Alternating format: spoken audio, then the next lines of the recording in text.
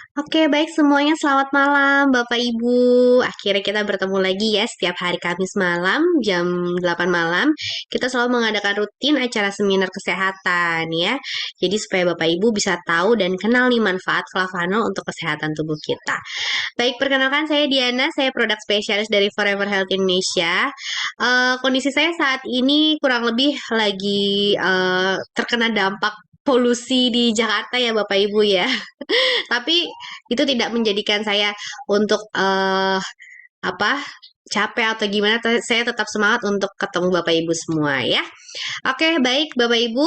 eh Malam ini tema kita adalah mengenai manfaat flavanol untuk kesehatan jantung ya. Pastinya kita sudah tahu ya penyakit jantung itu salah satu penyakit yang cukup mematikan nomor satu di dunia ya. Bukan cukup lagi dan memang itu mematikan ya. Nah, nanti dokter Indah akan menjelaskan nih Bapak Ibu manfaat flavanol untuk kesehatan jantung kita ya. Nah, pastikan Bapak Ibu bisa menuliskan pertanyaannya di kolom chat karena kolom chat akan saya tutup 15 menit sebelum acara berakhir. Wah, di sini sudah banyak pertanyaan ya. Oke, baik. Boleh kita panggil pembicara kita yang luar biasa, Dokter Winda. Halo. Halo. Halo, Dok.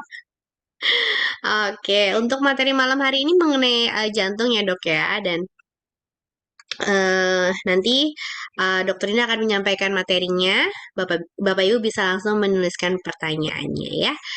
Oke, eh sudah muncul dok?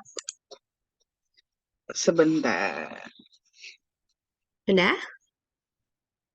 Oke, sudah Oke, muncul. sudah munculnya di layar handphone ataupun laptop Bapak Ibu. Oke, baik. Silakan Dokter Winda. Oke, thank you Diana. Sebentar ya. Sebentar, saya lagi nge-set dulu ini handphonenya.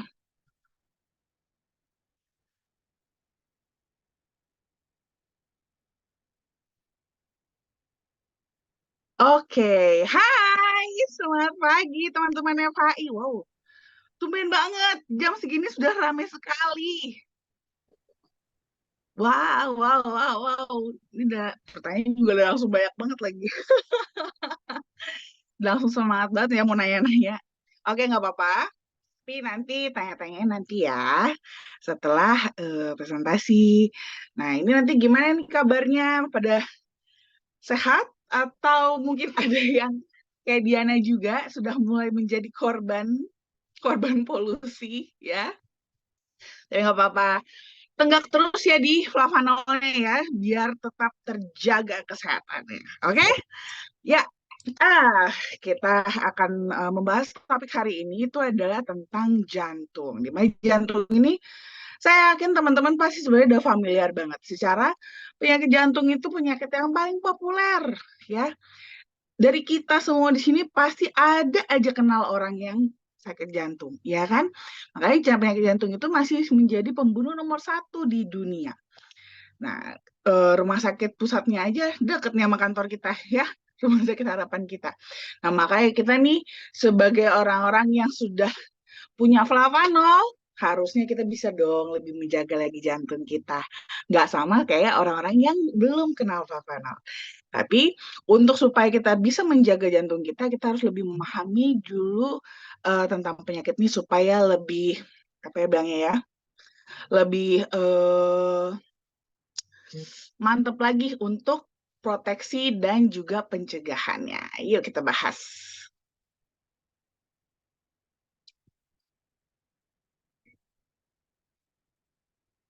Oke, yang disebut dengan penyakit jantung sebenarnya apa sih? Kalau kita ngomongin penyakit jantung itu sebenarnya ada banyak, teman-teman. Ya, tapi kita tuh nggak akan bahas semuanya. Saya akan membahas yang paling populer, yang paling familiar sama kita, yaitu penyakit jantung koroner. Penyakit jantung koroner itu dia adalah penyakit jantung yang timbul, penyakit pada jantung yang timbul akibat adanya penyumbatan atau penyempitan pada pembuluh darah koroner karena pembuluh darahnya itu dinding pembuluh darahnya sudah mulai rusak, menebal dan juga mengkaku atau disebut dengan aterosklerosis. Nah, inilah posisinya sebenarnya penyempitan atau penebalan ini sebenarnya bisa di pembuluh darah mana aja. Nah, tapi karena dia posisinya kebetulan adanya di pembuluh darah yang di jantung, pembuluh darah koroner jantung, makanya disebut sebagai penyakit jantung koroner. Slide. Nah, kalau dari statistik itu masih tetap ya, baik di dunia, baik di Indonesia, ya karena kan Indonesia kan masih masuk dalam salah satu negara dengan penduduk terbanyak di dunia juga ya. Jadi apa yang kita terjadi di Indonesia itu bisa mirip-mirip dengan kondisi seluruh dunia juga. Nah, dari statistik angka masih tetap nih penyakit jantung iskemik ini atau penyakit jantung koroner ini masih menjadi yang terbesar. Ya, slide. Sama ya, di Indonesia juga sama. Ya, paling beda-beda tipis lah. Ya, intinya tetap ada pembuluh darah. Kalau nggak di jantung atau nggak di otak. Kalau di otak namanya stroke gitu. Itu aja ganti-gantian terus. Ya, slide. Nah, penyakit jantung ini juga sebenarnya nanti akan dibagi dua lagi ya. Yang pertama itu adalah angina pectoris. Nah, angina pectoris itu kalau yang teman-teman mungkin familiarnya itu kayak nyeri-nyeri dada. Aduh, kayak dadanya sakit gitu ya. Nah, itu masih dalam tahap iskemia atau baru penyempitan aja teman-teman. Baru penyempitan pada otot jantung. Nah, tapi nanti ada tahap yang kedua, jenis penyakit jantung yang kedua adalah infark miokard atau biasanya kita itulah yang kita bilang dengan serangan jantung ya. Slide. Nah, pembuluh darah kita juga itu tuh dia prosesnya bukan yang eh dalam waktu singkat, teman-teman. Bukan dalam waktu singkat, terus langsung gitu ada plak di pembuluh darah. Enggak. Prosesnya itu sangat panjang. Ya, sangat panjang di sini adalah puluhan tahun.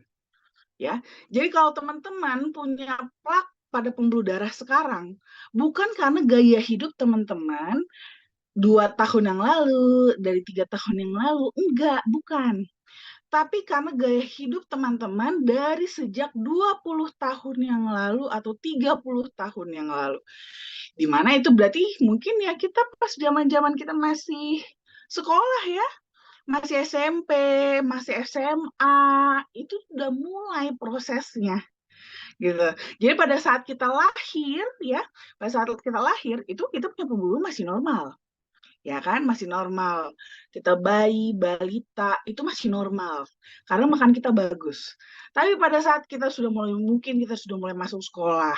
Masuk sekolah, kita udah mulai nih makan yang macam-macam, ya kan? Sudah mulai terpapar dengan radikal bebas. Mungkin radikal bebasnya bukan yang radikal bebas yang gimana ya, tapi memang masih yang ringan-ringan seperti kayak radikal bebas dari polusi gitu ya.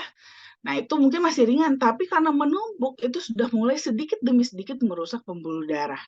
Kita SD, SMP, SMA itu sudah mulai ya, sudah mulai pembuluh darah kita sudah mulai ada yang rusak. Ditambah lagi gaya hidup ya. Makannya sudah mulai nih yang penting enak aja berdasarkan kesukaan doang, tidak memperhatikan makanan-makanan yang sehat. Apalagi kadang-kadang kalau nggak nurut sama mamah ini ya, dikasih mamahnya makanan yang sehat, nggak mau, maunya makannya ini aja, ayam Kentucky, umpamanya gitu kan, maunya makannya junk food aja.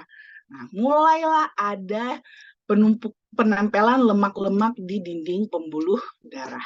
Tapi masih tipis, makanya belum terasa. Nah, terus nanti tambah nih ya, makin dewasa lagi ya, masuk masa-masa kuliah ya, masuk masa kuliah, masuk masa-masa baru lulus kuliah, baru wisuda nih kan, awal-awal kerja. Nah, ini nih mulai lagi tambah lagi nih. Jadi anak rantau contohnya, anak kos ya kan. Mulailah mungkin yang ngerokok, makan juga ala kadarnya ya kan, makannya Indomie aja terus ya kan. Terus juga mungkin apa namanya suka begadang, minum kopinya kenceng. Nah, ini akan semakin lagi memperberat pembuluh darah sampai plak-plak yang ada di pembuluh darah itu pun sudah makin menebal lagi. Nah, barulah nanti nih di kita usia 30-an itu sudah bisa sampai setengahnya, ya. Setengah dari diameter pembuluh darah kita itu sudah mulai ketutup dengan plak. Disinilah baru semakin berasa efek dari penyempitan pembuluh darah itu. Ciri-cirinya apa? Nah, apalagi kalau kondisinya dia di jantung, itu sudah mulai itu kita ngerasain ya, rasanya sesak, cepet capek gitu ya, gampang ngos-ngosan gitu kan. Itu adalah salah satu tandanya. Dan makanya kadang-kadang nanti kalau kita tidak menjaga, itu plaknya bisa pecah ya. Pecah dan ini pecahannya itu nanti bisa ikut aliran darah dan menyumbat di pembuluh darah yang lebih kecil. Contohnya adalah di pembuluh darah jantung. Inilah nanti yang bisa berbahaya. Kalau di jantung jadi serangan jantung, kalau di otak jadi stroke. Ini yang harus kita perhatikan. Slide.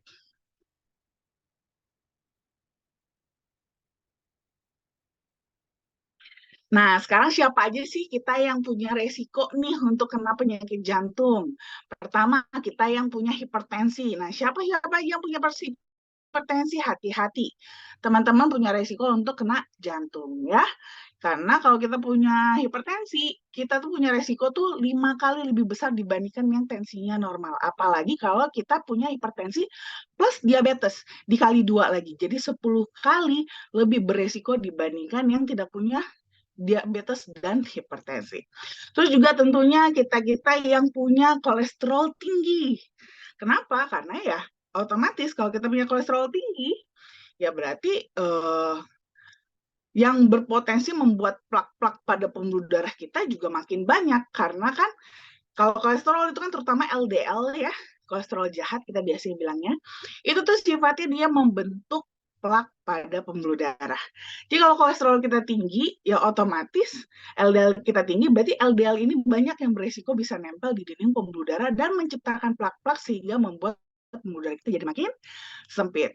Nah, itulah yang harus dijaga dengan keseimbangannya dari si HDL-nya atau kita bisa bilangnya kolesterol baik karena HDL ini itu justru sifatnya lebih kepada melindungi karena HDL nanti akan mengikat LDL supaya LDL itu tidak menempel pada dinding-dinding pembuluh darah dan menciptakan plak. Slide. Nah, terus juga merokok juga nih, ternyata ada resiko juga kalau kita ngerokok, ya. Kenapa merokok itu bisa beresiko jadi bisa penyakit jantung juga? Jadi bukan karena rokoknya langsung bikin jadi penyakit jantung ya, enggak. Cuman kalau teman-teman merokok, itu akan membuat HDL kita itu jadi rusak. Padahal tadi HDL kita atau kolesterol baik itu kan berperan untuk ngejagain LDL nih biar nggak nempel di dinding pembuluh darah. Tapi akibat dari rokok, HDL kita jadi kurang. Akhirnya LDL-nya lepas. Nah, LDL inilah nanti akhirnya jadi gampang nempel di dinding pembuluh darah.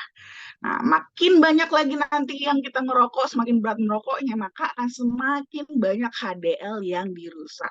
Jadi malah perlindungannya jadi semakin menipis. Dan tentunya diabetes ya sebagai ibu dari segala penyakit, tentunya juga dia akan memberikan resiko kita untuk terkena penyakit jantung koroner ya. Jadi dan di sini juga bahkan ya kita yang wanita itu kalau wanita dengan diabetes itu resikonya bahkan lebih tinggi untuk terkena penyakit jantung koroner dibandingkan pria dengan diabetes. Slide. Terus juga mungkin memang sudah punya ada kelainan di jantungnya sendiri ya, mungkin ada kelainan EKG atau memang dari gaya hidup ya, karena stres, terus pola makan yang salah, gaya hidupnya jelek, terus kurang olahraga lagi.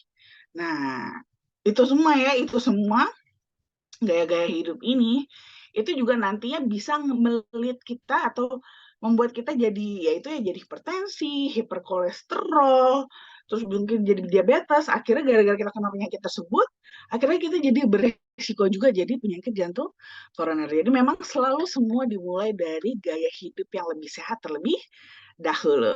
Slide. Nah, kalau infak miokard apalagi nih? Nah, jadi beda tahapannya.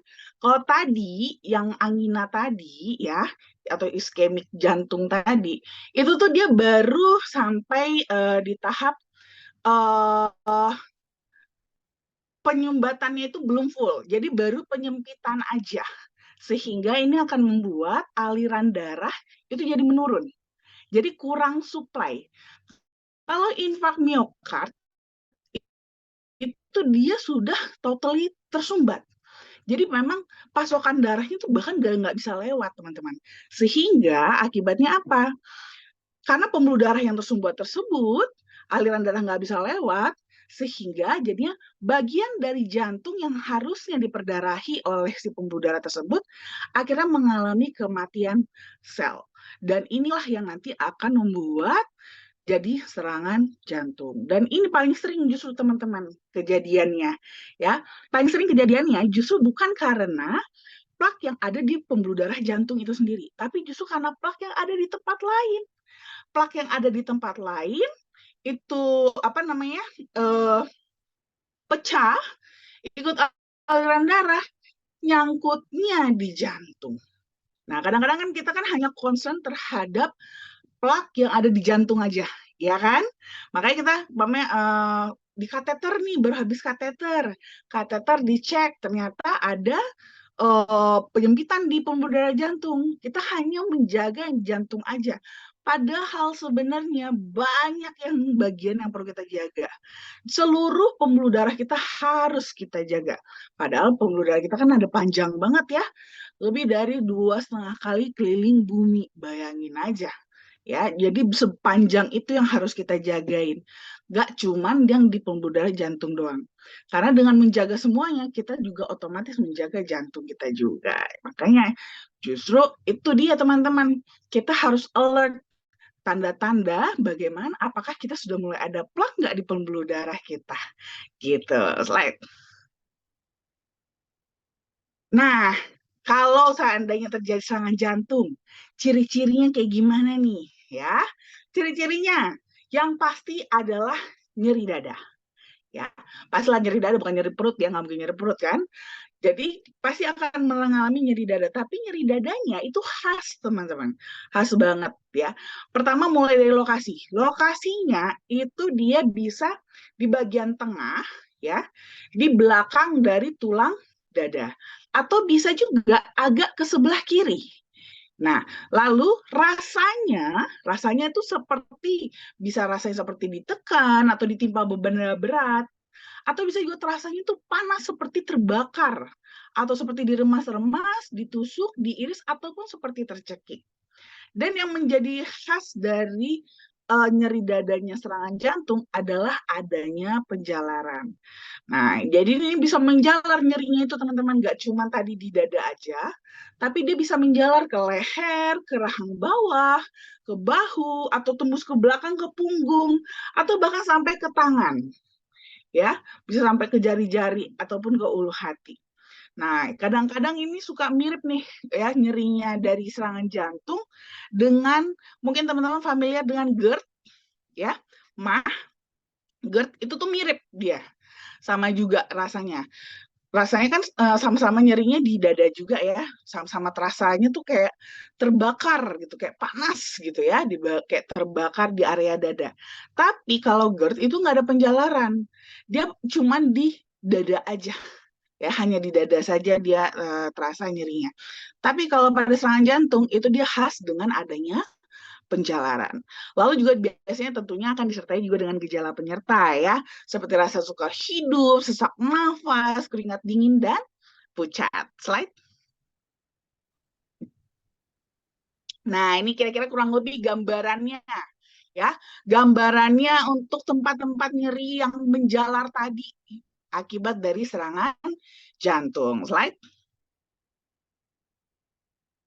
Nah, kalau terjadi serangan jantung terus kita ngapain? Ya, kalau kitanya yang terkena serangan jantung sih mungkin ya udah panik sendiri ya. Tapi kalau seandainya nih teman-teman kebetulan ngeliat ada orang yang terjadi serangan jantung, teman-teman kira-kira ngapain? Gak mungkin kan teman-teman ngeluarin handphone atau ngeluarin handphone habis itu buka IG bikin story gitu. Enggak kan? Atau nge-live gitu kan. Wih, guys, ada yang lagi serangan jantung nih. Enggak lah ya seperti itu. Tapi harusnya adalah yang kita lakukan adalah menolong. Caranya gimana? Pastiin dulu pertama, bener nggak ini serangan jantung? Ya, kita pastikan dulu khas nggak. Nah, gimana cara kita pastiin? Kita tanyain yang kayak tadi. Ya, ciri-ciri serangan jantung lo kenapa? Nyerinya di mana? Nyerinya seperti apa? Rasanya seperti apa? Ada menjalar nggak? Gitu ya. Syukur-syukur orangnya masih bisa komunikasi, masih bisa komunikatif gitu, masih bisa ngobrol gitu ya, masih bisa sempat memberitahukan apa yang dia rasakan. Nah, kalau teman-teman udah yakin, wah ini kayaknya serangan jantung nih, langsung kita baringkan si penderitanya. Baringkan juga jangan asal baringin aja, tapi baringkan di alas yang datar dan keras. Ya, kalau bisa mungkin di kursi yang panjang gitu, yang keras, tapi jangan di sofa ya, jangan di sofa yang empuk.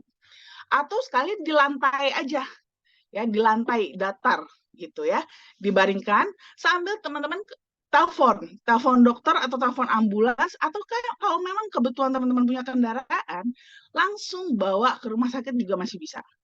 Nah, terus biasanya nih kalau memang mereka-mereka yang memang sudah punya masalah dengan jantung, biasanya itu standby aspirin gitu ya, aspirin 300 miligram. Nah, aspirinnya itu nanti digerus, dihancurin lalu ditaruh di bawah lidah ya, dia muat-muat atau dikunyah juga boleh. Nah, tapi kadang-kadang banyak juga orang-orang yang bahkan nggak siap tidak menyiapkan aspirin ini. Nah, kalau tiba-tiba nanti ternyata setelah kita telepon pasien itu tiba-tiba malah nggak sadar, nah nggak sadar nih, kita tes, wah nadinya nggak ada, nafasnya nggak ada, kita segera lakukan CPR atau resusitasi. Karena teman-teman, kematian yang tertinggi itu justru di jam-jam pertama. Semakin lambat teman-teman memberikan pertolongan, maka kemungkinan keselamatannya akan semakin kecil. Slide. Nah, siapa nih yang belum tahu resusitasi, yang belum bisa CPR? Ayo belajar ya. Nanti boleh dicari di YouTube atau mungkin nanti ada juga kok di YouTube kita atau di sosmed-sosmed kita juga ada waktu itu kita bikin kelas cara melakukan CPR. Supaya nanti teman-teman kalau seandainya dibutuhkan, teman-teman bisa melakukannya. Ini harus bisa teman-teman lakukan karena kita nggak pernah tahu siapa yang bisa kita tolong dengan kemampuan kita dalam melakukan CPR ini. CPR itu apa? Itu adalah resusitasi jantung paru yang merupakan langkah penyelamatan jiwa yang memiliki tujuan supaya aliran darah dan oksigennya itu bisa tetap ngalir terus ke seluruh tubuh, terutama ke otak. Ya, di mana kondisi pada saat itu seseorang ini justru mengalami henti jantung dan juga henti nafas. Kalau dia masih ada denyut jantungnya, masih bernafas gitu ya, cuma pingsan doang, ya itu sih jangan di CPR ya teman-temannya, jangan di CPR. Tapi kalau dia mengalami berhenti, jadi itu teman-teman nanti tes jantungnya itu di leher, jangan yang di sini ya. Ya teman-teman nggak akan bisa raba. Jadi tes yang di leher, ada nggak denyut jantungnya yang di leher sini? Nah, kalau tidak ada denyut jantungnya, terus juga tes di nafasnya juga nggak ada, baru teman-teman melakukan resusitasi jantung paru ini untuk menggantikan peran dari si jantungnya memompa darah dan oksigen ke seluruh tubuh sampai nanti bantuan datang. Slide. Nah, ini dia yang paling penting teman-teman ya, mencegah. Mencegah cara gimana? Seperti tadi saya katakan, mulai merubah gaya hidup. Ya, gaya hidup mulai dari sekarang sedini mungkin. Kalau teman-teman yang mendengar seminar ini masih muda, dari sekarang lebih bagus. Jangan tunggu nanti udah tua, jangan ada prinsip nggak apa-apa, masih muda, masih bebas, ininya masih sehat. No. Ya, tidak begitu konsepnya. Ingat, proses ini adalah proses yang panjang. Kalau nggak kita mulai justru dari sejak kita masih muda dan masih sehat, itu nanti akan kita panen penyakitnya di 20-30 tahun ke depan. Gak mau kan? Gak mau dong kita nanti masa tua kita malah jadi eh, apa gak bisa menikmati hidup, ya kan? Makanya harus kita jaga dari sekarang, kita cegah dari sekarang ya. Yang biasanya kelebihan berat badan, ayo mulai turunin berat badannya ya. Mulai olahraga yang lebih teratur, dijaga makannya, kurangin rokoknya, dan juga maintain stresnya. Ini biasanya selalu yang paling susah ya. Memaintain stres, orang olahraga bisa, jaga makan bisa, tapi tuh untuk nggak stres itu kayaknya susah. Nah ini harus belajar ya, belajar gimana cara mengelola stres. Nah kalau untuk makanannya sendiri itu ya tadi ya, ibarat kata ya nanti tinggal perbanyak aja makan buah dan sayur, nggak boleh malas makan buah sama sayur ya, jangan males. Kalau umpamanya selama ini nggak terbiasa, nggak suka karena rasanya pahit, ayo kreatif ya, kreatif. Gimana caranya mungkin mengolah makanan tersebut supaya jadi lebih enak dan lebih sehat. Sekarang banyak kok ya cara-cara apa kita makan sayur tapi lebih enak. Terus kurang-kurangin makan garam, jangan yang suka yang asin-asin banget. Asin boleh, pakai garam boleh tapi jangan kebanyakan. Ya, sama kurangin makanan yang berkolesterol, lemak jenuh. Ya kayak junk food itu agak dikurangin deh ya. Jangan banyak-banyak dan stop alkoholnya. Slide. Nah, ini dia ya pertama produk kesayangan kita, Coco Flavanol ada original Sweet Nutriflow DTM Metalginan dan Flavanol Men. Slide. Nah, kalau kita ngomongin soal flavanol, tentunya kita akan ngomongin soal kepalanya, yaitu polifenol. Polifenol ini dia itu terkenal akan manfaatnya sebagai antioksidan. Tapi ternyata teman-teman, kandungan flavanol yang tinggi pada kokoa juga terbukti secara klinis punya manfaat untuk fungsi kardiovaskular juga. Jadi dia itu begitu masuk dalam aliran darah kita, dia itu bisa memberikan efek dalam jangka pendek, itu bisa membantu untuk melebarkan atau dilatasi pembuluh darah sehingga ini akan membuat aliran darah kita jadi lebih lancar. Slide. Nah, ini dia, kokoanya juga nggak sembarangan ya. Bukan seperti koko-koko yang selama ini kita temukan di supermarket atau mungkin selama ini kita makan atau yang selama ini mungkin kita dikasih oleh-oleh ya. Nggak berbeda ya. Di sini produsen kita yaitu Berry Callebaut itu sudah menggunakan suatu metode khusus dalam pengolahan kokoanya, di mana kokoa ini digunakan untuk membuat coklat yang sehat.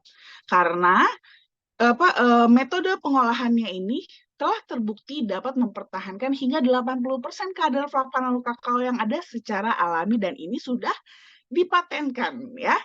Jadi beda memang dengan pengolahan kokoa-kokoa yang untuk coklat-coklat konvensional. Jadi beda banget ya. Slide. Nah, studi klinisnya juga udah banyak banget ya. Banyak sekali studi klinisnya. Beberapa bahkan sudah dipatenkan ya. Nah, ini ada salah satunya nih yang bisa membantu kita untuk mendukung kita gaya hidup yang lebih sehat untuk tadi mencegah penyakit jantung koroner yaitu untuk penurunan berat badan. Nah, di sini ternyata ekstraksi kokoa itu bisa membantu kita menurunkan berat badan dengan cara meningkatkan ekspresi gen dalam memetabolisme lemak. Jadi pembakaran lemak tubuh kita itu jadi lebih meningkat gitu ya. Jadi supaya kita tuh jangan nabung lemak ya. Bukan lemak yang ditabung, duit sama amal yang ditabung ya. Bukan lemak. Nah, jadi kalau lemak mah dibakar aja pakai kokoa. Dan ini sudah ada studi klinis yang sudah terpatenkan. Slide. Nah, lalu juga bahkan ada juga studi klinisnya di mana suatu subjek yang diberikan 300 ml kokoa yang mengandung kadar polifenol yang sangat tinggi ini, ternyata selama periode 6 jam setelah mengkonsumsi kokoa, itu terjadi penurunan perlengketan ya pada permukaan trombosit, di mana ini akan membuat penggumpalan darah itu jadi berkurang. inilah respon yang sama kalau seandainya teman-teman konsumsi obat pengencer darah seperti aspirin. Nah, ini mungkin teman-teman yang memang sudah familiar ya, yang mungkin punya sakit jantung atau ada hipertensi, itu pasti familiar banget dengan Aspilet, Clopidogrel, ya kan, obat-obat pengencer darah. Nah, itu prinsipnya sama seperti teman-teman konsumsi kokoa. Kokoa ini juga ada efek pengenceran darahnya karena dia mengandung kadar polifenol yang sangat tinggi dan efeknya cukup cepat, tapi jauh lebih aman dibandingkan eh, obat-obat pengencer darah lainnya. Slide. Nah, bahkan kita sudah ada klaim yang bahkan sudah di-approve ya, yang sudah di-announce baik oleh EFSA maupun FDA. EFSA itu sudah mengumumkan kalau flavanol itu dia bagus untuk menjaga elastisitas sel pembuluh darah, di mana ini akan memberikan kontribusi dalam aliran darah yang lebih normal. Nah, kalau FDA itu bahkan sudah bilang kalau bubuk kokoa yang tinggi akan flavanol itu bahkan bisa membantu menurunkan resiko penyakit kardiovaskular. Makanya bagus banget nih buat kita-kita ya untuk konsumsi kokoa flavanol. Secara kita di Indonesia ya termasuk tinggi kan untuk penyakit kardiovaskular. Jadi kalau untuk kita mau menurunkan resiko kita terkena penyakit kardiovaskular harus konsumsi kokoa flavanolnya. Slide. Nah, ini dia yang terbaru banget nih teman-teman. Ada teaser. Kita kan punya produk yang terbaru yaitu Flavanol DTM Liquid. Wow, ya kalau mungkin teman-teman yang sudah punya menjadi fansnya Flavanol DTM, wah, udah tahu kan hebatnya, khasiatnya DTM gimana? Ampuhnya. Nah, ini lebih lagi ya. DTM liquid ini lebih lagi dibandingkan daripada yang DTM saset yang sekarang. Kenapa? Kalau DTM yang saset sekarang itu dia double combo kekuatannya. Kalau yang Flavanol DTM liquid ini triple ya. Karena dia selain ada kandungan Acticoa, dia juga ada kandungan Centella asiatica dan juga black garlic. Ditambah dia karena bentuknya cair, itu jadi jauh lebih gampang dikonsumsinya, lebih praktis dikonsumsi, dan rasanya tuh ada rasa-rasa fresh mint gitu deh, gitu. Slide. Nah, tadi kalau untuk Activonya tadi saya sudah bahas di depan. Nah, teman-teman mungkin familiar dengan Centella asiatica. Centella asiatica itu ya sebenarnya dia tuh terkenal banget dengan manfaatnya untuk kulit. Tapi tahu nggak sih teman-teman, ternyata Centella asiatica juga digunakan sebagai terapi pencegahan penyakit kardiovaskular loh. Karena ternyata Centella asiatica itu telah terbukti dapat mengurangi terjadinya pembesaran jantung, iskemia miokard, aterosklerosis, hipertensi, kolesterol tinggi, hiperglikemi, diabetes, stres oksidatif, dan juga peradangan. Jadi dia punya efek antiinflamasi juga, antioksidan dan juga antiinflamasi. Slide. Lalu di sini juga kita menggunakan yang black garlic. Jadi nggak cuma sekedar garlic yang bawang putih doang teman-teman, tapi yang black ya, black garlic. Black garlic itu dia adalah apa namanya? Bawang putih yang difermentasi ya, difermentasi pada suhu tertentu dalam jangka waktu tertentu dengan kelembaban tertentu ya. Dan di sini dia ternyata punya manfaat itu justru kadar nutrisinya itu malah signifikan sekali lebih tinggi dibandingkan bawang putih yang biasa. Dan dari hasil penelitian itu ternyata memang sudah menunjukkan juga ya kalau bahwa black garlic itu punya manfaat dalam mengurangi kadar kolesterol darah, trigliserida dan juga tekanan darah serta dapat menghambat pembentukan plak pada pembuluh darah arteri. Nah, black garlic extract ini juga memberikan manfaat utama dapat menurunkan kadar homocysteine, asam amino yang berkaitan dengan peningkatan resiko dari penyakit jantung ya. Jadi ini benar-benar triple combo kalau untuk yang DTM liquid ini. Lebih hebat lagi kan? Slide. Nah, jadi memang kalau yang benar-benar mau yang strong banget buat kita-kita yang memang benar-benar sangat concern sekali terhadap kardiovaskular, itu akan menjadi apa produk yang sangat teman-teman akan butuhkan banget ya. Untuk aturan konsumsinya, dia tuh cukup minum 1 sampai 2 saset per hari aja. Cuman untuk wanita hamil dan ibu menyusui, jangan minum dulu ya, karena ini dia masih ini sudah DTM liquid ini dia itu sudah masuk dalam kategori obat tradisional. Jadi bukan semata-mata hanya minuman sehat saja ya. Jadi kelasnya itu sudah jauh lebih tinggi ya dibandingkan yang lain-lain nih produk kita yang lain gitu. Jadi memang eh, dia sudah setara dengan obat-obatan. Nah, jadi memang tidak dianjurkan untuk wanita hamil dan ibu menyusui ya. Slide. Nah, kalau untuk yang lain boleh nih kalau yang mungkin yang ibu menyusui atau yang ibu hamil boleh minumnya yang lain aja dulu sementara ya. Nah, bener boleh minumnya yang original atau sweet itu dia cukup 3 sampai 5 gram sehari untuk mencukupi kebutuhan tubuh. Atau boleh juga yang DTM yang saset aja ya, DTM saset juga boleh. Itu boleh 1 saset per hari atau sesuai dengan kebutuhan. Slide. Nah, boleh juga menambahkan NutriFlow ya. NutriFlow ini juga buat biar lebih aktif lagi ya, itu bisa dikonsumsi. Dia setiap konsumsinya itu takarannya adalah 15 gram atau sekitar 1 sendok makan dilarutkan bebas airnya sesuai selera aja. Mau kental atau encer. Ini juga bisa dikonsumsi 1 sampai 2 kali sehari. Slide. Terima kasih. Dijaga ya jantungnya.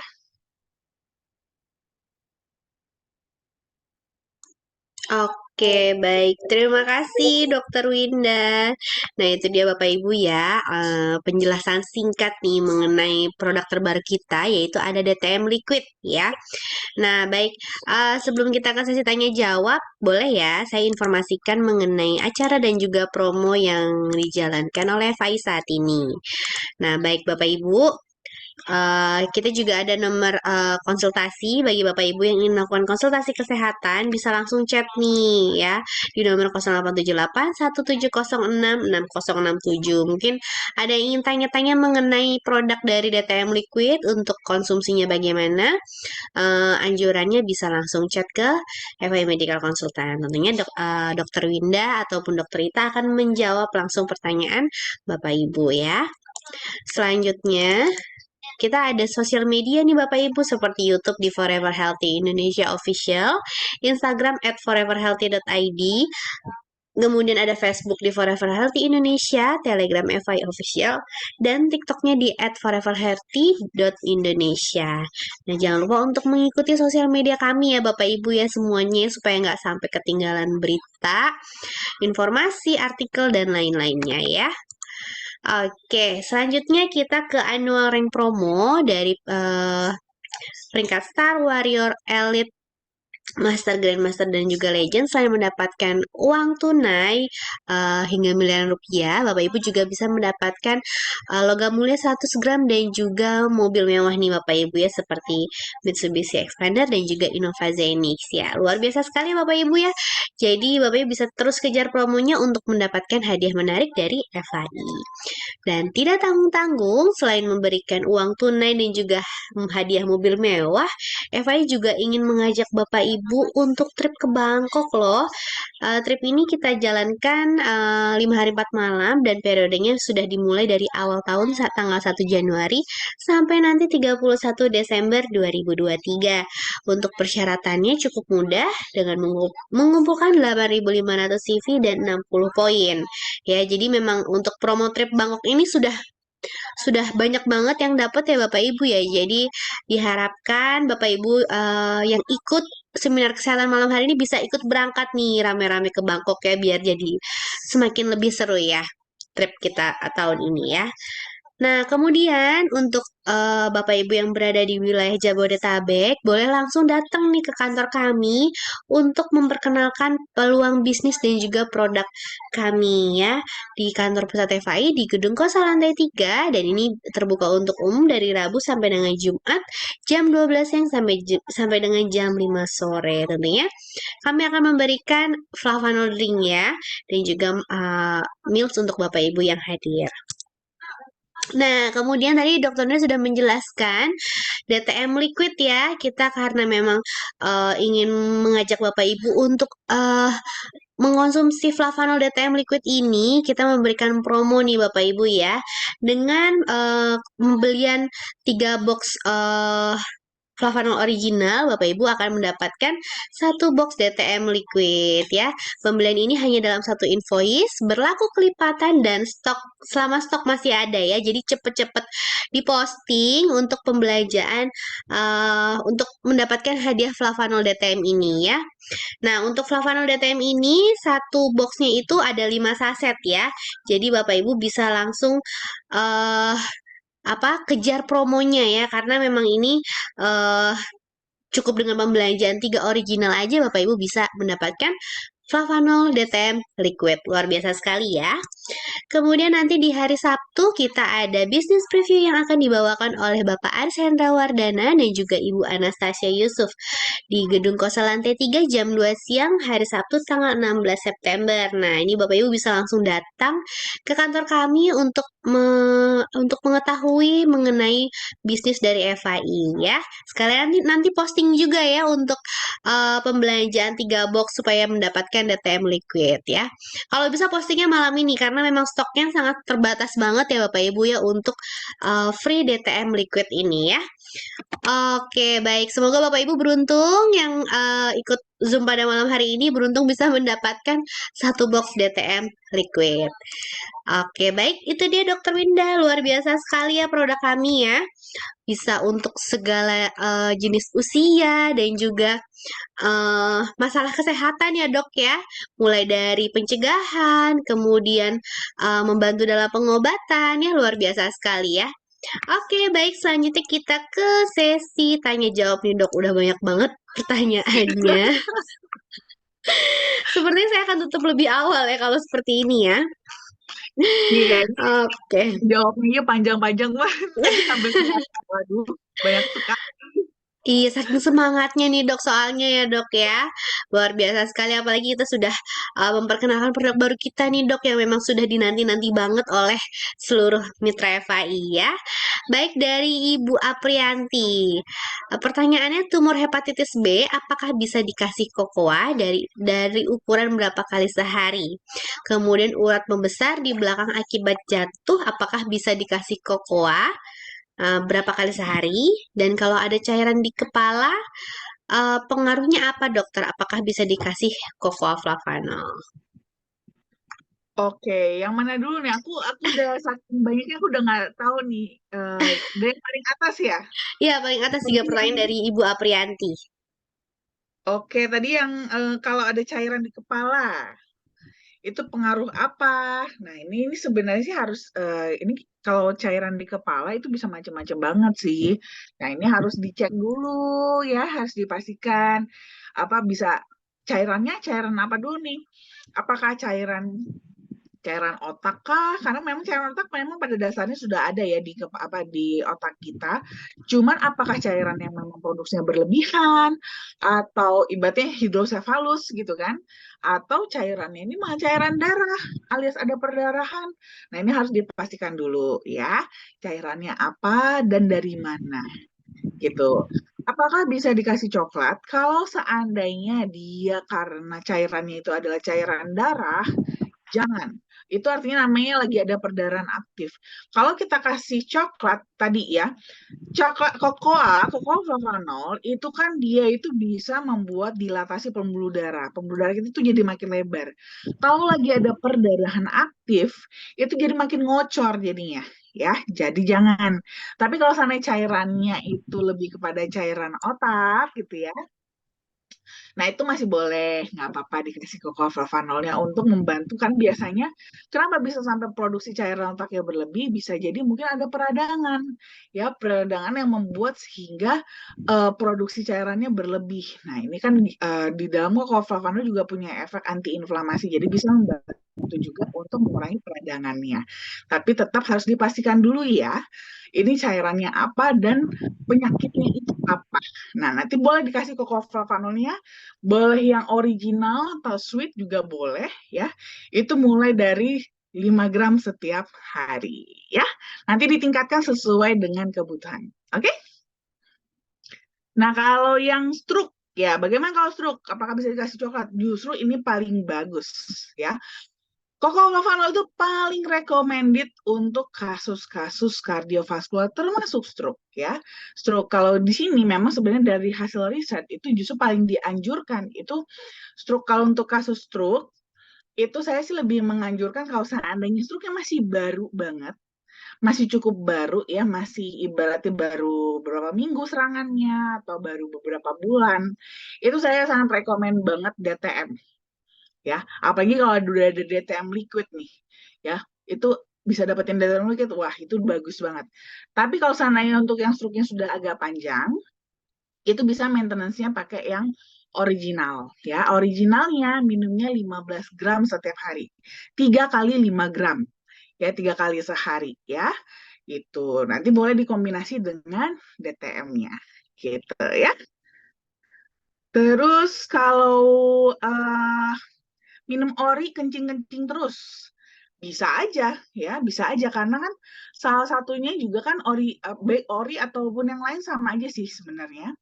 Jadi flavanol itu juga kan dia kan karena dia adalah antioksidan, maka dia akan memberikan efek detoksifikasi.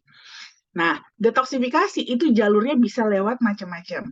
Bisa lewat urin, bisa lewat feses, bisa lewat keringat, bisa lewat pernafasan. Nah, mungkin nanti ini kebetulan yang dialamin itu detoksnya lewat urin, jadi banyak kencingnya. Nggak apa-apa, bagus malah, ya kan? Bagus. Jadi biar dibersih apa toksin-toksin dan radikal bebas yang sudah dinetralisir tersebut bisa dibuang lewat urin. Perbanyak aja minum air putihnya ya, supaya jangan sampai dehidrasi. Oke? Oke, baik. Terima kasih Dokter Winda. Selanjutnya pertanyaan dari Bapak Martoni Siregar. Apakah flavanol dapat mengeluarkan batu empedu sebesar 0,7 cm dan menyembuhkan hipertiroid, kalsium, dan kalium yang rendah? Oke, kalau untuk batu empedunya itu ya akan tergantung ya, akan tergantung dari kalau ngeluarin sih ibaratnya ya ini akan tergantung nanti respon tubuhnya sendiri ya, respon tubuhnya sendiri untuk mengeluarkan batu empedu tersebut gitu. Tapi di sini flavanol itu akan bekerja lebih kepada sebagai anti-inflamasinya, anti peradangannya, karena kan namanya batu apalagi dia kalau seandainya batunya sudah lumayan mengeras, itu akan membuat perlukaan gitu ya, perlukaan pada kantong pedunya. Apalagi di bagian leher kantong pedunya ini. Nah, inilah nanti yang bisa beresiko infeksi, akhirnya bengkak, sampai akhirnya nanti itulah yang akan nanti membuat kantong pedunya pun jadi harus diangkat. Nah, di sini yang nanti akan lebih dibantu oleh flavanol, jadi supaya peradangannya tidak terlalu berat, gitu ya, tidak terlalu berat. Nanti supaya ya syukur-syukur nanti batu empedunya juga bisa keluar dengan sendirinya. Ini sih masih cukup relatif kecil sih, 0,7 cm ya. Sebenarnya masih relatif kecil, harusnya sih bisa. Tapi ini akan kembali lagi tergantung pada respon si tubuhnya sendiri. Nah, kalau untuk hipertiroid ya, kalsium dan kalium rendah ini bisa dibantu dengan cocoa flavanol karena memang cocoa flavanol juga dia tuh punya efek goitrogen ya, di mana dia bisa membantu untuk menekan dari si hipertiroidnya gitu ya, bisa membantu untuk menekan hipertiroid juga, jadi bisa dibantu dengan cocoa flavanol. Untuk kalsium dan kalium yang rendah ini akan kembali nanti kepada asupan ya, asupannya gimana, makannya gimana. Harus kalau namanya rendah ya berarti harus tambah ya dari makanan atau dari suplemen. Di dalam flavanol ada kandungan kalsium dan kalium juga, jadi sehingga bisa membantu juga untuk kasus kalsium dan kalium yang rendah gitu. Nanti dosisnya boleh mulai dari, kalau yang original itu mulai dari 5 gram, atau kalau DTM mulai dari satu saset ya. Boleh disesuaikan nanti sesuai dengan kebutuhan, di-adjust aja ukurannya. Kalau kira-kira mungkin 5 gram masih kurang atau satu saset masih kurang, masih bisa ditambah ya. Oke, baik. Terima kasih, Dokter Winda. Selanjutnya pertanyaan dari Ibu Aprianti. Apakah kalau kita minum original kencing-kencing terus? Udah tadi udah dijawab. Oke, baik. Selanjutnya. Oh iya ya, Dok ya. Baik. Dari Bapak Sandi. Selamat malam, Dokter Winda. Tante saya kena sakit gagal ginjal dan jantung. Flavanol yang diminum apa saja ya, Dok? Oke, kalau gagal ginjal, nah ini akan tergantung gagal ginjalnya ya. Jadi gagal ginjal sudah cuci darah atau belum? Kalau sudah cuci darah kan otomatis kan ada pembatasan asupan cairan. Kalau ada pembatasan asupan cairan, kita lebih recommended minumnya yang DTM. Karena kan DTM kan nggak perlu diseduh ya, bisa langsung. Jadi akan lebih rekomendasi minum DTM-nya 3 saset. Nah, tapi kalau seandainya masih boleh bebas minumnya, minum air putihnya masih bisa bebas. Terus apa namanya, belum cuci darah, itu boleh kalau sebagai apa gantinya dari si DTM boleh juga minum yang original ya, originalnya 3 kali 5 gram setiap hari ya. Jadi nanti disesuaikan aja, kalau seandainya memang sudah cuci darah dan pembatasan cairan, lebih prefer yang DTM aja. Oke? Oke, baik. Terima kasih, Dokter Winda. Kemudian dari Ibu Memunah. Apa bedanya kopi dengan coklat, Dok? Wah, beda banget. Beda sekali ya. Beda banget antara kopi dengan coklat. Kalau dari segi nutrisi tetap masih jauh lebih tinggi nutrisi dari coklat. Ya, antioksidannya juga masih jauh lebih kuat dari coklat dibandingkan kopi. Gitu. Dan kopi itu kan dia kan lebih kepada untuk kardiovaskular, dia tuh kerjanya juga berbeda dengan coklat. Kalau kopi itu tuh dia justru lebih kepada vasokonstriksi atau ibaratnya tuh pembuluh darahnya tuh justru dijepit gitu supaya kencang. Kalau manis coklat itu justru malah dilebarin supaya lebih lempeng. Nah, beda kan? Gitu. Oke, baik. Terima kasih, Dokter Winda. Oke, ini dari Bapak Joduri. Zoom-nya full, ada member yang tidak bisa gabung Zoom katanya. Kita terbuka kok, Pak. Jadi bisa langsung diajak untuk member yang ingin gabung. Mungkin bisa dengan provider lain ya, supaya bisa masuk ke Zoom ya. Karena kapasitas kita juga lebih dari 100 ya. Kemudian dari Ibu Indri, maaf saya mau tanya, ini ada teman saya ada keluhannya vertigo, kolesterol sama hipertensi mungkin ya dok ya. Itu gimana cara minum flavanol yang tepat? Oke, karena kebetulan dia ada vertigo, kolesterol, sama hipertensi juga, saya akan ngikutin lebih kepada yang kasus hipertensinya, karena kebutuhannya paling tinggi justru di situ, gitu ya. Itu untuk flavanol yang mana yang diminum, sebenarnya yang mana aja boleh. Original boleh, sweet boleh, DTM boleh. Tapi untuk dosisnya adalah 3 kali takar. Jadi kalau mau minum yang original atau sweet, itu minumnya 3 kali 5 gram. Kalau mau minumnya yang DTM, itu minumnya 3 saset ya, atau di mixing juga boleh. Jadi kalau saya sih, kalau ini karena kebetulan kan ada vertigo juga ya, kalau saya sih mungkin di sini lebih untuk ori atau sweetnya tuh untuk maintenance gitu ya. Jadi maintenance justru 3 kali 5 gram original atau sweet. Nanti kalau lagi kumat vertigonya gitu ya, lagi kumat vertigonya, baru ditambahin DTM-nya gitu. Oke? Oke, baik. Terima kasih. Dari Bapak Rocky nih dok, minta tolong lihatkan kembali slide yang miokard dok. Saya buka ya dok ya, karena Ini mungkin nanti ini kali ya, biar lebih menghemat waktu nanti di rekamannya aja diulang. oke baik. Baik, nanti bisa Gitu. cek rekamannya Pak Rocky ya. Nanti saya akan upload di YouTube, jadi bisa langsung cek ke YouTube-nya. Oke, selanjutnya dari Ibu Samrida Purba, mau tanya dok, apakah kalau EKG itu bagus sudah benar-benar jantung sehat? Oh, belum tentu. Belum tentu. EKG itu menggambarkan aktivitas listrik di jantung. Memang dengan EKG kita bisa melihat apakah ada masalah nggak ya di jantung gitu. Jadi kan dia akan melihat aktivitas kelistrikan di jantung, di mana aktivitas tersebut juga akan bergantung pada aliran darahnya. Jadi suplai darah di pembuluh darah jantung tersebut. Nah, kalau seandainya ada yang bermasalah gitu ya, pembuluh darah jantung sudah mulai ada yang bermasalah, alirannya sudah mulai ada yang kurang. Nah, itu biasanya sudah mulai terjadi tuh gambarannya di EKG sudah mulai ada nggak bagus. Tapi kalau seandainya dia bagus pun bukan berarti jantung kita benar-benar totally sehat, belum tentu juga. Bisa aja sudah ada namanya apa ya, penurunan-penurunan minor gitu ya.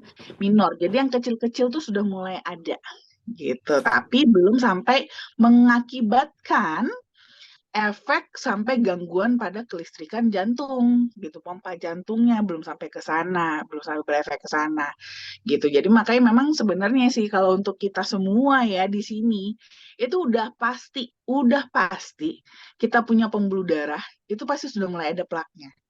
Tinggal lokasinya aja di mana dan ketebalannya berapa. Nah, jadi memang kita harus lebih alert ya teman-teman ya, lebih sadar bahwa kita tinggal nih gimana caranya supaya plak-plak yang sudah terlanjur ada tersebut itu tidak semakin bertambah dan jangan sampai pecah. Nah, gitu ya. Jadi jangan pede nih apa EKG, apalagi EKG kan yang dicek kan jantung doang. Sedangkan kayak tadi ya, infark miokard atau serangan jantung justru lebih dari 90%-nya itu bukan karena plak yang ada di jantung itu sendiri, tapi justru karena plak yang ada di tempat lain. Ya, dan kita taunya dari mana? Gampang sebenarnya kita ngecek apakah kita sudah mulai ada plak atau enggak. Kita rasain aja, kita ada nggak ngerasain pegel-pegel, ya, kesemutan, ya, terus ada kayak apa sih namanya, kram-kram. Itu sebenarnya adalah ciri-ciri di area tersebut sudah mulai ada aliran darah yang tidak lancar. Ya udah, nah itu juga perlu kita jaga. Jadi kita tidak hanya menjaga pembuluh darah jantung dan otak aja ya, tapi seluruh yang ada di tubuh kita ini pembuluh darahnya harus kita jagain gitu ya. Jadi makanya walaupun nih mungkin EKG kita bagus, jantung kita mungkin memang terlihat cukup sehat, tapi bukan berarti benar-benar aman. Ya, Oke, baik. Terima kasih. Selanjutnya dari Bapak Jo. Dok, kalau orang yang sering mimisan, apakah cocok bisa untuk konsumsi flavanol? Flavanol mana yang cocok, dok? Silahkan. oke. Kalau lagi mimisan, jadi kalau pas lagi mimisannya, itu kan berarti lagi berdarah ya. Kalau lagi berdarah, jangan minum flavanol. Flavanol di stop dulu. Ya, tunggu sampai mimisannya berhenti, baru boleh lanjutin flavanolnya. Nah, itu kan mimisan kan karena memang pembuluh darahnya kan rapuh ya. Pembuluh darahnya rapuh. Nah, kenapa bisa rapuh? Karena dia tipis gitu, tipis, tidak elastis gitu kan, sehingga pada saat tekanannya tinggi, tekanan darahnya tinggi, itu tuh dia gampang pecah. Nah, ini nanti yang akan bisa dibantu lebih maintenance-nya kepada flavanol gitu ya, supaya apa? Memaintain tekanan dari darahnya itu supaya jangan sampai tinggi dan juga supaya pembuluh darahnya elastis, jangan sampai pecah, gampang pecah. Nah, itu boleh minum yang ori atau sweet atau yang DTM juga boleh ya, mulai dari satu takar setiap hari ya, 5 gram ori atau sweet atau satu saset DTM setiap hari. Tapi nanti kalau pas lagi mimisannya jangan dulu diminum, stop dulu. Setelah berhenti mimisannya boleh baru lanjut lagi minum flavanolnya ya. Oke, baik. Terima kasih Dokter Winda. Selanjutnya dari Pak Rocky. Apakah flavanol bisa mengantisipasi pola hidup kita yang tidak sehat? Bisa, ya bisa, tapi tetap ya belum tentu itu akan ibarat kata nih semua akan tergantung ya ibarat kata nih semua kan kembali kepada keseimbangan ya. Pola hidup kita yang nggak sehat seberapa tidak sehat. Nah, kita pun mau mengantisipasi dengan flavanol seberapa banyak flavanolnya. Nah, ini harus kita balance ya, harus balance. Jangan nanti pola hidup kita nih yang nggak sehat itu parah banget nggak sehatnya. Tapi mau minum flavanol nih maunya ngirit doang, iya kan? Nah, itu yang nggak balance, yang nggak apa, nggak nutup ya. Jadi tetap harus disesuaikan. Paling ideal memang sebenarnya adalah tetap kita berusaha juga menjaga pola hidup kita yang sehat. Karena teman-teman, pola hidup kita yang nggak sehat, pola hidup kita yang kita udah usahain sehat aja, itu kita masih tetap harus bayar dengan flavanol. Kenapa? Karena ada hal-hal yang tidak bisa kita apa namanya? Tidak bisa kita hindari ya. Kita mungkin sudah olahraga, kita jaga makan yang bagus, kita udah tidur cukup, kelola stres bagus. Tapi kan kita tetap terpapar polusi. Kita nggak bisa menghindari polusi, kita tidak bisa menghindari udara, toh, ya kan? Nah, ini kita tetap akan terpapar sehingga itulah nanti yang akan di-cover oleh flavanol. Apalagi kalau kita bahkan pola hidup aja udah nggak sehat. Ya jangan harap flavanol cuma boleh konsumsinya dikit ya, harus dibanyakin kalau kayak gitu. Oke? Oke, selanjutnya dari Bapak Rahman mau tanyain Dokter Winda buat konsumsi flavanomen. Setelah konsumsi men, kaki dari ujung sampai paha terasa ketarik sakit, apalagi dalam posisi membungkuk, juga kepalanya terasa sakit. Itu kenapa ya dok dan solusinya bagaimana? Untuk menghilangkan rasa sakit tertarik itu sudah dibantu dengan konsumsi original tapi masih tetap sakit. Silakan dokter. Iya, itu biasanya memang bisa jadi memang faktor dari proses detoxnya ya, detoxnya. Karena memang kan apalagi flavanomen lumayan tinggi sih, lumayan tinggi antioksidannya kan. Jadi memang dia agak kenceng. Jadi memang udah benar konsumsi aja flavanol ori, ditambahin dengan flavanol ori, sama banyakin minum air putih, sama dibawa istirahat dulu aja. Ya, dibawa istirahat dulu. Biasanya memang di awal-awal konsumsi men itu kadang-kadang memang seperti ini bagi beberapa yang memang eh apa namanya toksinnya lumayan tinggi di dalam darah gitu ya, lumayan tinggi di dalam darah. Memang ada beberapa yang akan bereaksi seperti ini, tapi memang kan itu harus kita buang, ya kan? Toksinnya memang harus kita buang, nggak bisa kita endapin biarin aja ke situ aja, cuman karena kita nggak nyaman dengan rasa sakit. Kita memang harus membersihkan itu. Jadi mumpung dia lagi dibersihkan, dibawa istirahat aja supaya proses pembersihannya itu, proses detoksifikasinya bisa fokus dan bisa lebih cepat selesai. Ya, ditambahin banyak minum air putih aja. Dan boleh kok nggak apa-apa ya, nggak ada masalah kalau seandainya mau minum obat anti nyeri, nggak ada masalah. Jadi tidak ada pantangan konsumsi ketoprofen itu nggak boleh minum obat, nggak boleh, boleh ya, boleh nggak apa-apa. Kalau memang ngerasa terlalu sakit, terus sakitnya juga kayaknya nggak tahan, nggak apa-apa kombinasi aja dengan obat anti nyeri, ya. Dan jangan lupa banyakin minum air putih. Oke, baik. Terima kasih. Selanjutnya dari Bapak Karsono, apakah ada produk yang cocok untuk buat perkembangan saraf, dok? Perkembangan saraf ini maksudnya seperti apa ya? Mungkin Bapak Karsono masih online, Bapak Karsono bisa langsung dijelaskan atau kita skip dulu, dok, bagaimana? Boleh. Boleh ya, sambil nunggu Pak Mm-mm. Karsono untuk menyalakan mikrofonnya untuk penjelasan lebih lengkapnya. Pertanyaan dari eh sebentar. Ya, halo. Halo Pak Karsono. Ya, maksudnya untuk saraf untuk perkembangan untuk otak anak gitu. Oh, oke. Untuk perkembangan saraf anak berarti ya. Oh Ya, iya iya iya. Oke oke. Boleh bisa ya. Bisa yang mana aja sebenarnya boleh. Tapi kalau untuk anak-anak sih saya lebih tetap rekomen itu yang original sih. Original atau sweet juga boleh kalau umpamanya anaknya nggak kuat dengan rasa pahit ya. Nah, itu kan kadang-kadang juga bisa dicampurin dengan makanannya juga bisa dengan susu, boleh ya, atau dengan sereal, itu bisa supaya bisa lebih mudah dinikmati. Gitu. Nanti untuk dosisnya, kalau untuk anak-anak di bawah 12 tahun itu direkomendasikan minumnya itu 3 gram setiap hari ya. Dan oke untuk oke. dan untuk anak-anak itu secara pribadi sih saya lebih menganjurkan tetap di atas usia 2 tahun ya. Kenapa? Karena supaya apa namanya saluran pencernaannya itu sudah bisa menyerap dengan lebih baik. Ya, jadi kalau untuk yang masih di bawah 2 tahun sih sebaiknya tidak perlu dulu. Kalau nggak darurat-darurat banget nggak usah ya, kalau kecuali memang ada kebutuhan banget ya atas mungkin ada penyakit tertentu gitu ya. Tapi kalau seandainya cuma buat suplemen tambahan, sebaiknya sih nanti tunggu 2 tahun aja supaya penyerapannya bisa lebih maksimal. Nah, untuk yang usia 2 tahun sampai 12 tahun itu sudah bisa dikonsumsi 3 gram. Oke? Yang original Iya. Cuma atau itu sweet. dok, saya kan udah pernah belikan yang sweet kan. Ternyata susunya bisa banyak, tawar katanya. Jadi susunya dikit aja. Oh, nggak apa-apa ya, nggak ada masalah. Nggak ada masalah kok. Yang penting untuk sweetnya aja. Yang penting dosis sweetnya aja. Mau dia dicampurnya banyak, dicampurnya susunya banyak atau sedikit nggak ada masalah. Oke Kalau untuk oke. kita. Sip sip sip Iya. sip sip. Thank you. Oke.